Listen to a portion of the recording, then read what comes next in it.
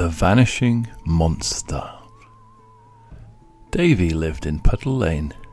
He had a sister whose name was Sarah.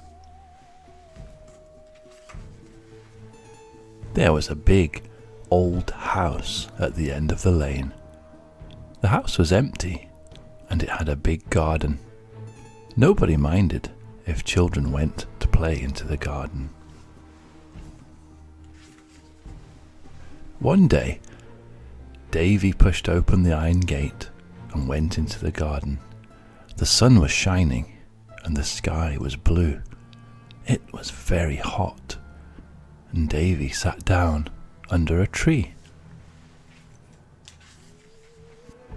Davy had been sitting there for a long time when he heard a noise. He looked up and saw two long green ears.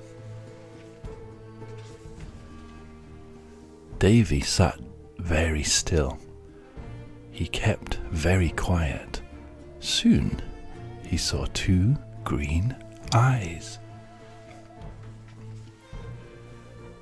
Davy sat very still. He kept very quiet. Soon he saw a long green tail. Davy was just a little bit frightened, but he kept very quiet, and he sat very still. The ears and the eyes and the tail all joined up together, and a big green monster came out of the bushes. At that very moment, Davy sneezed. He couldn't help himself. The sneeze burst out. A tissue! In a moment, the monster had vanished. Davy didn't see him go. He just wasn't there anymore.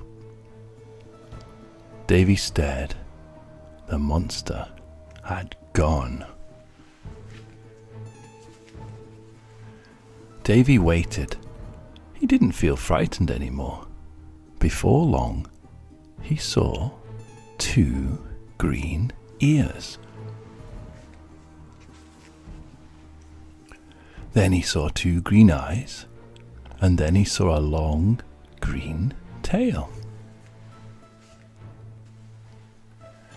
The ears and the eyes and the tail all joined up together. The monster was back. He looked very nervous. "Please don't be afraid, monster," said Davy. "I won't hurt you." The monster jumped. For a moment, Davy thought that he would vanish again, but he didn't. He spoke in a whiffly, griffly voice. "And I won't hurt you," said the monster. "Who are you?" asked Davy. "I am a Griffle," said the monster in his whiffly, griffly voice. "What is a Griffle?" asked Davy. "A Griffle is a vanishing monster," said the Griffle. "Griffles are always being frightened by people, so they always vanish when they see anyone."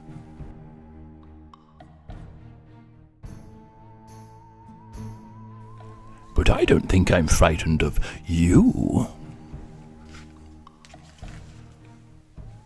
"Please don't be frightened of me," said Davy. "Stay here in the garden and play with me." So the Griffle stayed and played with Davy. They played hide and seek. The Griffle was very good at hiding. All he had to do was to vanish, but he always left his ears showing so that Davy could see him.